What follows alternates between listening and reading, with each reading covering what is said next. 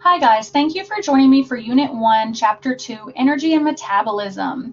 As always, if you click on this book, you get a copy of the notes. You can use those notes by printing them out and filling them out by hand, or you can edit them on your computer.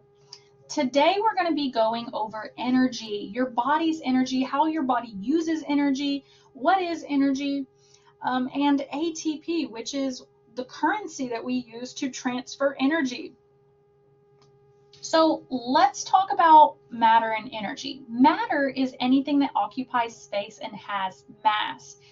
Usually that's in the form of a solid, liquid, or a gas. There's also plasma, which is a fourth state of energy, but we're not going to go over that one. Now, solids have the least movement of their molecules. Their molecules are really packed together tightly, and they don't move around very much. Liquids have a little bit more freedom. They have a little bit more energy, so they're bouncing around a little bit more, but they're not bouncing around enough to escape gravity. So liquid always fills the bottom of a container, whereas gas has even more energy. They're bouncing around really fast, really far, and they bounce around so much and they're so far apart that it causes it to become gaseous, like water vapor. So water, when you chill it below 0 degrees Celsius, becomes a solid. At 0 degrees Celsius to 100 degrees Celsius, water becomes a liquid. And then if you boil it over 100 degrees Celsius, it actually escapes the liquid state and becomes water vapor. Not steam, but water vapor. Energy is the ability to do work. Kinetic energy is energy that's already doing the work.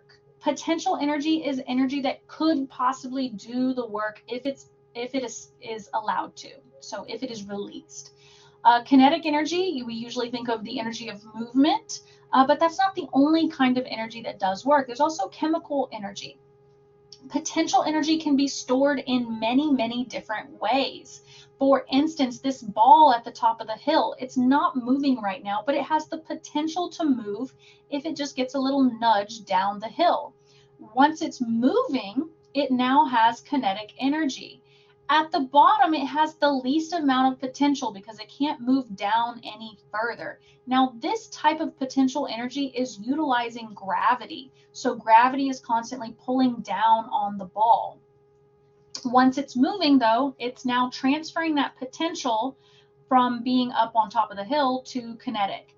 Kinetic energy and potential energy are inversely related, meaning the more movement that we have, the more work we're doing, the less potential we have to do work. So at maximum kinetic, we have the minimum potential.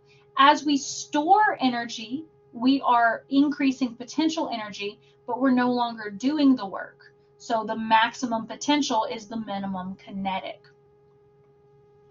Now, in this image, I asked my students to circle all the potential energy. So we would label this as potential because the ball is not moving, but it has the potential to move down the hill.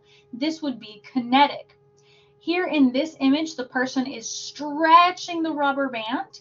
So we're storing energy in that elastic material. When we release the rubber band, it's kinetic energy. Here in the spring, we're compressing the spring. We're storing energy in the coils of the spring by compressing it, and then we can release the spring, releasing all of that energy. We're going to talk about several different kinds of energy, but mainly we're going to talk about chemical energy. Chemical energy is stored in the bonds of chemical substances. So when a plant undergoes photosynthesis, they're taking radiant energy from the sun, light energy from the sun, and water, and undergoing photosynthesis, which comprises of a light reaction and the Calvin cycle. We'll talk about photosynthesis later when we talk about cell metabolism, when we talk about cell respiration. But photosynthesis doesn't actually create our body's energy, which is ATP. It creates sugars. This is a way of storing the energy from the sun into chemical bonds between the carbon molecules of the sugar. Now, plants also undergo cellular respiration using mitochondria. So plants have both chlorophyll to create sugars, and it has mitochondria. And mitochondria will take that sugar and turn it into ATP. ATP is the energy currency of the cell. That's what we use as our energy. Now, I'll talk more about ATP later on. We have to take in carbohydrates and other things we eat, but mainly carbohydrates, which are made up of sugars, and we break those down into glucose. That glucose is used to create ATP in the mitochondria. So we have to constantly be consuming calories in order to create ATP to support our body's main functions. But that's not the only thing that is part of our metabolism. We also waste a lot of energy. So we have to consume even more food than we need for our body's function, because we're losing a lot of that energy through waste and heat. So we lose a lot of energy through heat. Electrical energy is the result of movement of charged ions, okay? Charged electrons, charged ions are moving through these electrical wires. We learned that when we went over our lab last week. In the lab, we used water to conduct a current, but water itself could not conduct a current. We had to use ions, salt ions in this case. Also, interestingly, electrical energy can do lots of cool things like power your phone, but it can be easily transformed into other kinds of energy, like radiant energy from this light bulb, light energy. And we use electrical energy to store and transfer energy for other purposes, like lighting up our light bulb. Mechanical energy is the energy of movement. So for example, this bicycle, we move the pedals and it moves the wheels. There's motion. We're getting from point A to point B. But we can't move the pedals without our body, and our body changes chemical energy into mechanical energy by moving our legs. So we also don't see mechanical energy by itself. We usually see it in combination with something else. For instance, these windmills. Now, these things are enormous, but the wind can actually move these blades in a circular motion. And the fan is connected to a dynamo, which uses copper coils and magnetism to conduct an electrical current. So when the windmill spins, it's producing electrical energy. So this is transferring mechanical energy into electrical energy. Radiant energy is super cool. I love radiant energy. It's just interesting to me. Anything that radiates is considered radiant energy, and we measure it on the electromagnetic spectrum. Radiant energy can also be transferred. So for instance, a plant takes radiant energy and produces sugar, which is chemical energy.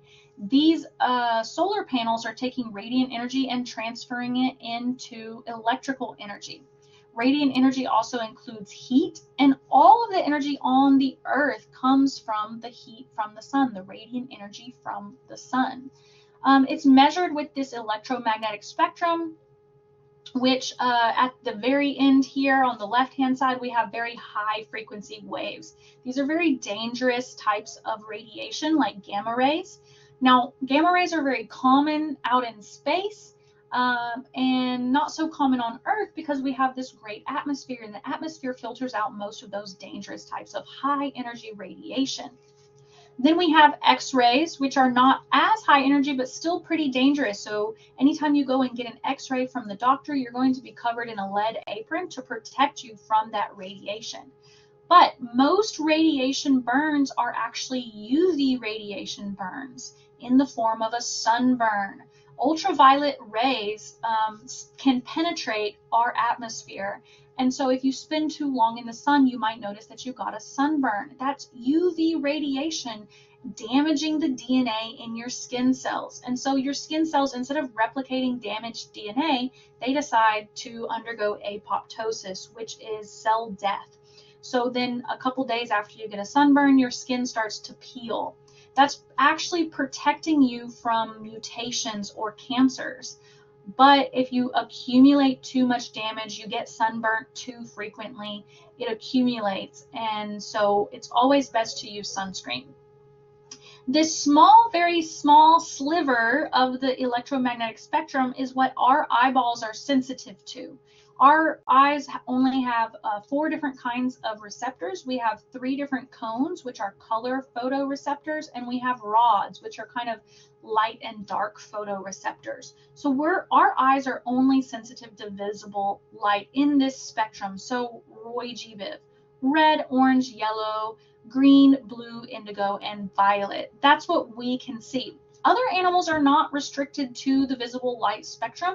Some animals can actually see a lot better in this blue area and into the ultraviolet area. If you ever known someone who goes hunting, they're very particular about how they wash their hunting gear because many detergents that we use are UV reactive, and it will actually look like you're glowing to a deer. So we don't want to use Tide on our hunting gear. On the other end, there are some animals that can see infrared, or they see better in the red end of the spectrum. So they basically have heat vision, which I think is super cool. We do have technology that sees infrared, even though our eyeballs can't see it. Any heat scanners are infrared scanners. Many thermometers, non-contact thermometers, are infrared scanners. And your television remote may use infrared to send a signal from your remote to your TV. So infrared is really useful in technology. Here we have microwaves. Microwaves don't have as high a frequency. They have a little bit of a lower frequency, but they can still vibrate, particularly water molecules. So water molecules get vibrated in the microwave, which causes friction inside of your food, which heats your food up, which is why some foods heat up better in the microwave than others, because it's internal friction that is heating it up. In a lower wavelength or a longer wavelength, we have radio and TV. If you could see radio waves, you would see just a haze of cloud around you, because radio waves are everywhere. Humans use them for transmitting signals over long distances. So radio waves are everywhere.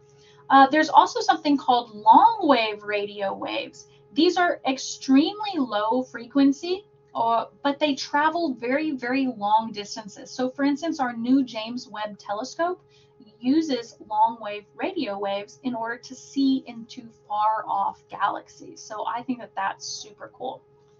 So thinking about the types of energy that we just learned about, what type of energy is used when we shine a flashlight? Well, initially I just think about radiant energy, light. Light comes off of a flashlight. But maybe we have a little bit of a byproduct of heat. As the bulb glows and produces radiant energy, it might produce a little bit of heat, which is also a different kind of radiant energy. But the flashlight has to power itself somehow, so it does have to have electrical energy, because you need to flow energy through that circuit to light up the light bulb. Well, how do we store the energy? Well, we're storing the energy in a light bulb, in a battery, which is a potential energy, but it's chemical energy inside of that battery. A battery works by pushing a whole bunch of ions to one side of the battery, and then when you close the circuit, the ions want to flow, or the electrons want to flow from that end of the battery to the other end of the battery. So we also have chemical energy that transfers into electrical energy. So super cool. That leads us to energy transformations. Matter nor energy can be destroyed. We can't destroy it. It has to go somewhere. So a lot of times these mechanisms are really, really, really inefficient.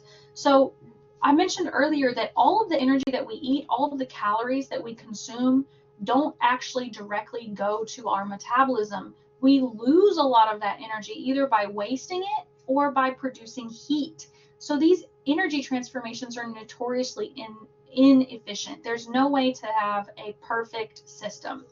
But it's never destroyed, it's just lost. So for instance, in your car, you're transferring the chemical energy from the gasoline, which is a long chain carbon.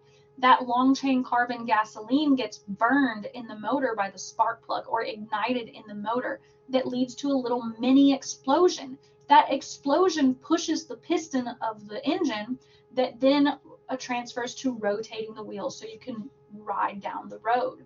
But in this process, you're burning a lot of that energy from the gasoline, which is going to lead to a byproduct of heat. So heat is one major way that we're losing energy when we transfer energy from one form to another. That is the same thing that happens in biological processes. So 100% of the energy that hits the earth comes from the sun. So all of the energy on earth comes from the sun.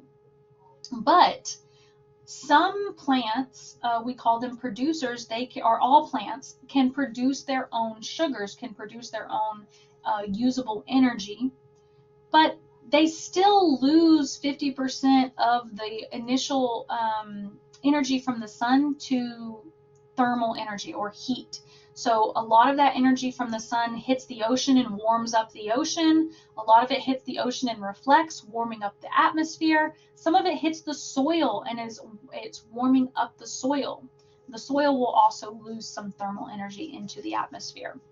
But the plant is only using about 10% of the energy from the sun for its own metabolism, so its growth, reproduction, and existence. It's using some of that energy.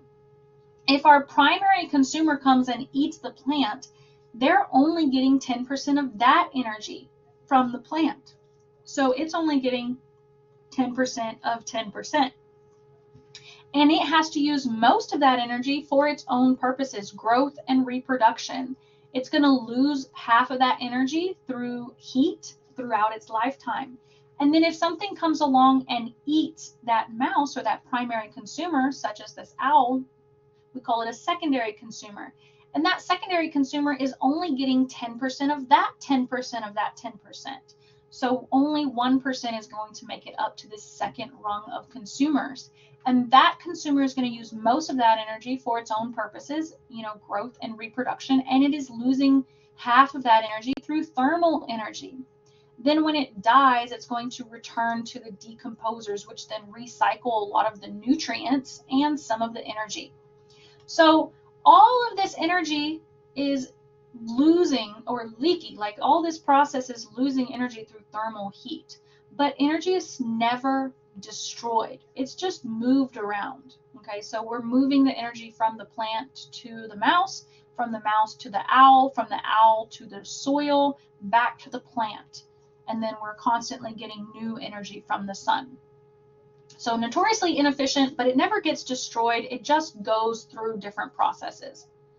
All right, looking at this, I'm going to ask you, where is the electrical to mechanical energy? So if I'm looking at this image, I'm seeing a sun and a plant, I'm seeing an electrical fan, and I'm going to see a match. Now I'm asking my students to drag the icon, but if I'm looking for electrical to mechanical, I'm going to look for the fan. The electrical outlet is going to power the fan, which then turns the blades, which is a mechanical energy. So we're transferring electrical to mechanical. Chemical to radiant, I'm going to look at this match. The wood in the match is burning. The wood in the match is made of cellulose, which is a long chain carbohydrate. When it burns, it's releasing radiant energy. It's releasing heat and light. So chemical to radiant would be the match right here. Radiant to chemical, the sun is radiating energy and the plant undergoes photosynthesis. It uses that energy and transfers it into a sugar, which is a way of storing energy. Let's talk about chemical reactions. A chemical reaction is involved in making or breaking of bonds between atoms. And we already said that chemical energy is stored in the bonds. So chemical reactions are involved in making or breaking those bonds. A special type of reaction called a synthesis reaction is involved in making bonds. This involves all of your anabolic processes in your body, so any growth and repair processes in your body. So we're going to take two smaller reactants, either an atom or a small molecule, and we're going to create a bond between another reactant to create the product. The product would be the two bonded together, and the energy is stored right here. So we're going to add energy to this system. And this is similar to when your body creates proteins. So we take small building blocks of proteins called amino acids, and we bond them together into these long chains. It's a synthesis reaction. Another type of reaction is a decomposition reaction. Decomposition reactions take a larger molecule and break the bonds, and we end up with two smaller pieces. So this is actually going to release the energy from the bond. This involves all of your catabolic activities. For instance, digestion. If I ate a piece of bread, my body would take those long chain carbohydrates and break them down into smaller, simpler sugars. So a decomposition reaction is our catabolic activities. So our example of synthesis reaction is building a protein, where we take small building blocks called amino acids and we bind them together in a chemical reaction, leading to a long chain protein molecule. That's a synthesis reaction. An example of a decomposition reaction would be if we break down these long chain sugars. This is a picture of glycogen, which is a long chain sugar, into smaller usable pieces like glucose. Now, anabolic reactions require energy and they build large molecules. Catabolic reactions take larger molecules and break them down, and they release energy. There's another type of reaction called exchange reactions. Exchange reactions actually do both decomposition and synthesis at the same time. So we're going to break the bond here so that we can build the bond here. This is a single exchange reaction, and this is a double exchange reaction. The double exchange reaction should be very familiar because we went over it last week when we talked about acids and bases. Acids and bases chemically react in a neutralization reaction. So for instance, the hydrogen from hydrochloric acid and the hydroxide from sodium hydroxide bind together to make H2O, or water. And the chlorine and the sodium have an ionic bond together to make sodium chloride. This is a type of double replacement or double exchange reaction. Now, another example of an exchange reaction that we're going to talk about is ATP. So glucose can sometimes have a little phosphate on the end of it called glucose phosphate. We want that phosphate. Adenosine diphosphate is very similar to adenosine that we find in our DNA, but it has two phosphates attached to it. And this is just kind of free floating around in the cell.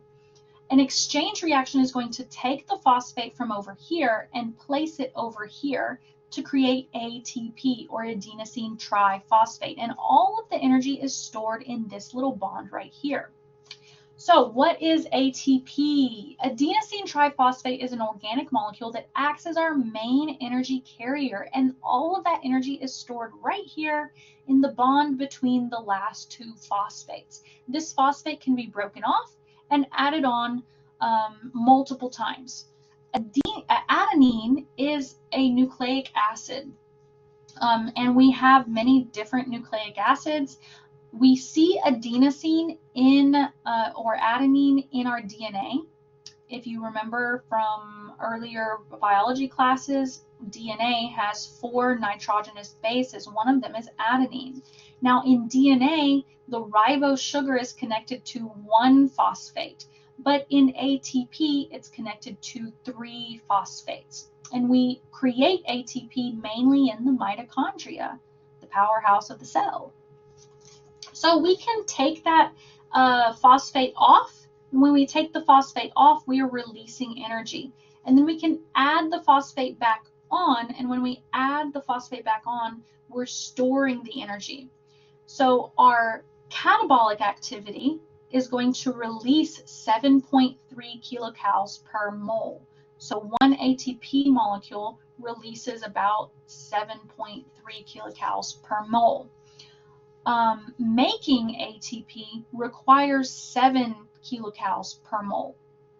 When we add that phosphate back on, it absorbs 7 kilocalories per mole. So we get a little bit more energy out than we put in, which is really great for our body. And like I said, all of the energy is stored right there in that bond. Our cells have to do a lot of different work. They have to do chemical work, transport work, and mechanical work. And ATP is the main molecule that's responsible for that work. This is sometimes it's GTP, but it's the same thing. Instead of an A, it's a G. So instead of adenine, it's guanine. But we do this by coupling reactions, meaning that ATP is going to take the phosphate and store the energy, or it's going to release the phosphate and release energy. This is called phosphorylation. So anytime we talk about phosphorylation, which we talk about a lot, the phosphate is probably coming from ATP. And ATP has those very high energy bonds. So when it releases that phosphate for phosphorylation, adding that phosphate to another substrate, it releases a lot of energy. All right, about that energy, some reactions release energy and some reactions absorb energy, and we can measure this difference and call it Gibbs free energy. This is the difference between the energy of our reactants and the energy of our products. So here our reactants have lots of energy. It's a downhill reaction. We're going to release a lot of energy because our products actually have less energy. So we have a negative Gibbs free energy, or the G is less than 0 because we are releasing energy in this downhill reaction. Here the reactants don't have as much energy as the products, so we actually have to add energy to the system to be able to get to our products. So for this reaction to occur, we have to add energy here. And that way we have a positive Gibbs free energy, or we have Gibbs free energy G is above 0. So if I were to categorize catabolic, anabolic, exogernic, and endogenic, endogenic is going to absorb energy. So it's going to absorb energy. I would put that right here. Exogernic is going to release energy. So I'd put it right here. Catabolic is going to break things down like digestion. Anabolic is going to build things up like building muscle or building proteins. Let's talk some more about G, or Gibbs free energy. Some of these reactions are spontaneous. Meaning that it doesn't take energy, it actually releases energy, and it can happen spontaneously. And so these downhill reactions, if the reactants have more energy than the products, it's a downhill reaction. We have negative G, or G is less than 0. We call this spontaneous. This is also called exergonic. If we have an uphill reaction, it actually absorbs energy. It takes energy to get over the hill. Our reactants have less energy than our products. We have positive G. This is non-spontaneous, or endergonic. It's going to absorb energy. We have a third type of reaction called an equilibrium reaction. And this means that the reaction can happen backwards or forwards. We actually end up with the equal amounts of reactants and products. So once equilibrium is achieved, the reaction kind of happens at equal rates, backwards and forwards. So we're going to have equal rates of reactants and products. Our G is going to be very close to 0, if not 0. So G, or Gibbs free energy, is going to be 0 here. And these reactions are usually reversible. All right, so if I were to categorize this, I would drag this icon. G is greater than 0 right here, because we have to raise our Gibbs free energy. This is an uphill reaction. G is less than 0 would be here. It's a downhill reaction. And G is equal to 0, we would have the equilibrium reaction. All right, now if I were a little man pushing a ball up this hill, in order to get the ball down to the bottom, this is a spontaneous reaction, so it is a downhill reaction, but in order to get started, I have to have this much energy. So I have to push the ball all the way up the hill to the top of the hill before I can release it and get down to the bottom. So it takes a lot of energy just to get started. This is called the energy of activation, or the activation energy.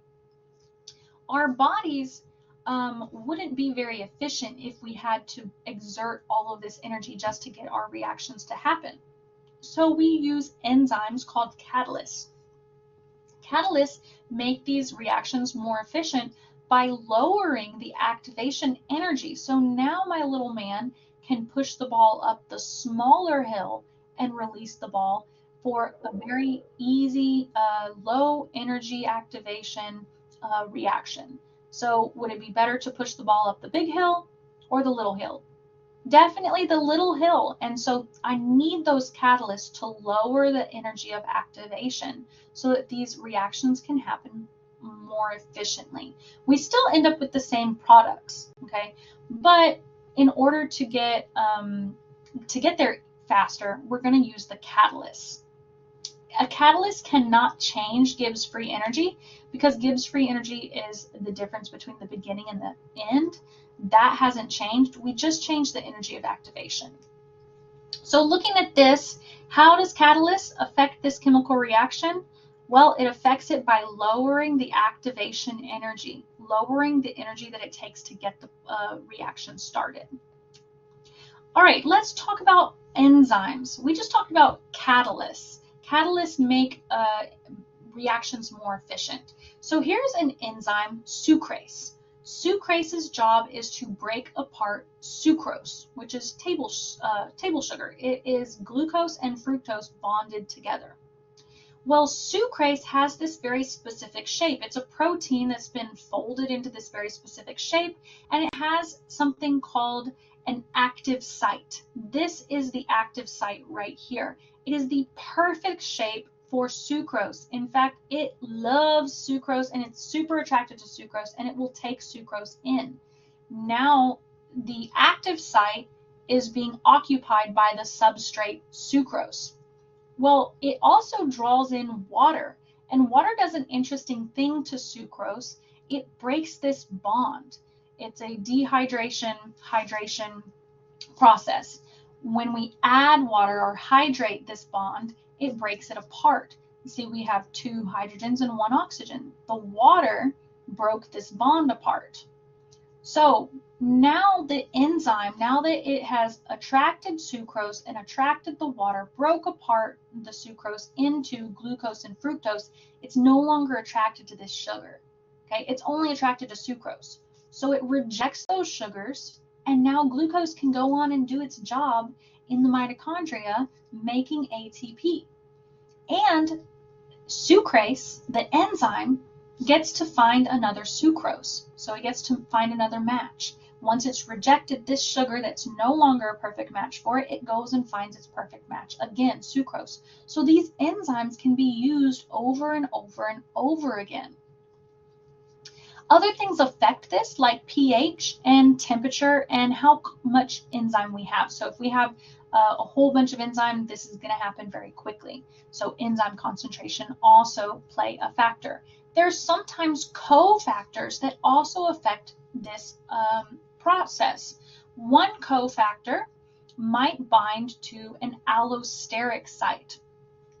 So the allosteric site right here is not the active site. It's different than the active site. It's another site on the enzyme. So the protein has different places on it, different parts of it. The active site is where the substrate would bind. The allosteric site is where this cofactor would bind. So here we have something called competitive inhibition. We have something else coming in and binding to the active site. The active site is now blocked, so the substrate can no longer bind. So if this happened to sucrase, some other sugar would come and bind here, and then it would no longer function because the correct substrate is not there. Something else has blocked this site. They're competing for the active site. So this is a competitive inhibitor. This, however, this cofactor has bound to the allosteric site, or the non-competitive site, but it has changed the active site so that it's no longer functional. So once that cofactor binds to the enzyme, it changes the way the enzyme works. In this case, it changed the active site so that the substrate no longer works. This is non-competitive inhibition or allosteric inhibition. But it doesn't have to be inhibition, it can be activation. Allosteric regulation works in lots of different enzymes. When that allosteric site is bound to the cofactor, that substrate can now bind. So we had a bad or a distorted active site to begin with, and when that cofactor bound to the allosteric site, it changed the activation site to perfectly match the substrate. So now the enzyme can do its job. So there's allosteric inhibition, but there's also allosteric activation. This is called allosteric regulation. So medications work this way sometimes, not all the time, but some medications work this way, where the allosteric site is very important to the function of the enzyme, either blocking or activating that process. All right, looking at this image, we have 3 different enzymes here. We have a cofactor, we have the enzyme with the allosteric site and the active site, and we have the substrate. Looking at the pink enzyme, it looks like the active site was perfect for the substrate, but then the cofactor bound to the allosteric site and it closed the active site. So I would call this allosteric inhibition because the enzyme cannot do its job due to the allosteric inhibition. Looking at the blue, the substrate is not a perfect match for the active site. Here's the active site and here's the substrate. It doesn't fit. But once the cofactor binds to the allosteric site, the cofactor binding to the allosteric site actually opens up the active site, and now the enzyme can do its job. So I would call this allosteric activation. The last one, the purple one, we have a perfect match. Okay, we have a perfect match. The substrate is going in for the active site, but then this other thing comes and blocks its path. This would be competitive inhibition because they're both competing for the active site. So this is competitive inhibition. All right, making sure that we review our materials. Don't forget to take the chapter quiz that's located in Blackboard. You get 2 chances to take it. Take it the first time, see how you do. If you do really well, move on to the next section. But if you don't do too well, then you might want to go back and study. One of the ways that we can go back and study is doing the optional chapter homework. You can click this link and complete the activity, and you will get a chance later after the first test to turn that in. But this is completely optional. You don't have to do it. There's other ways that you can study. You can also study by going to tutor.com or by looking at any of these resources. I have the textbook, the flashcards, and the games. But also make sure that you print out the chapter laboratory write-up. Whether you're in face-to-face or online, you will still print the chapter laboratory write-up. If you're online, you'll scan the QR code and follow the directions in the videos. And if you're face-to-face, you need to bring the chapter laboratory write-up to class with you. So make sure that you do those things. Thank you for joining me, and I hope that you are having a great semester.